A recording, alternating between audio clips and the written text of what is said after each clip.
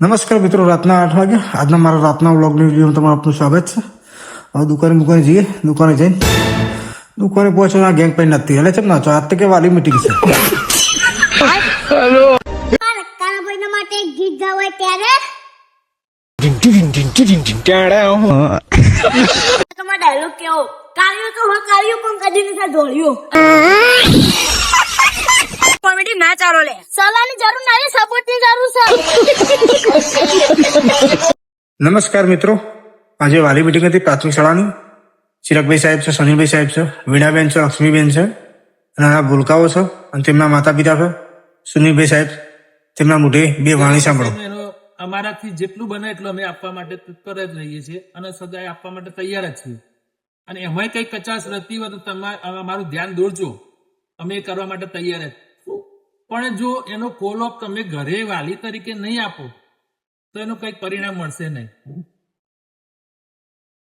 નમસ્કાર મિત્રો, સુનિલભાઈ સાહેબનો કહેવાનો મતલબ કે તમે તમારા બાળક માટે ધ્યાન દોરો. બાળકને તમે જેટલું તકેદાર રાખશો તેટલું બાળક તમારું તૈયાર એક્ટિવ રહેશે.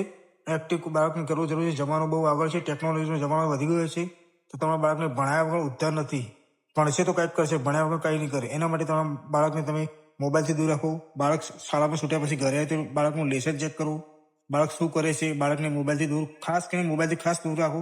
એ વાતની ખાસ ચર્ચા કરી સાહેબે. ખરેખર ગર્વની વાત છે સુનિલભાઈ સાહેબે જે વાત કરી એ બાબતે.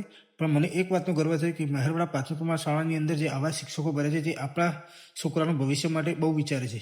તો આવા શિક્ષકોને આપણે ફોલો કરીએ તો આપણું બાળક ભવિષ્યની અંદર કંઈક આપણું નામ રોશન કરી શકે. એના માટે આપણે આપણા બાળકને રોશન. આ વાતથી એક તો પણ શીખવા મળે કે સાહેબ પોતે ખુદ કહે છે કે સાહેબ તમારા છોકરા એ અમારા છોકરા છે. અમે છોકરા બાબતે કોઈ ભેદભાવ નથી રાખતા. તમે તમારા છોકરાને સવારે નાહી ધોઈ ફ્રેશ કરી ગણેશના કપડામાં પહેરાવી સવારે સ્કૂલમાં મોકલો. સ્કૂલમાં ઘરે આવ્યા પછી તમારા બાળકનું તમે લેસન ચેક કરો. તમારા બાળક લેસનની અંદર શું નથી કર્યું, શું કરવાનું બાકી છે, સાહેબે તમે શું લખવા આપ્યું છે એ બધું ચેક કરો. તો તમારું બાળક કંઈક તમારું નામ રોશન કરશે. નમસ્કાર મિત્રો, રાતના 10 વાગી ગયા. મીટિંગ પૂરી થવાની તૈયાર છે. મીટિંગ પૂરી થઈ ગઈ.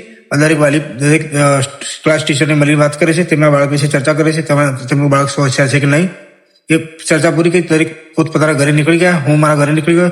ત્યાં રસ્તામાં અમારા કાવ્ય પાવ મસ્તી કરતો. કાવ્યની મમ્મી પાવ ઉધરો લીધો અને કાવ્ય રહ્યા દે.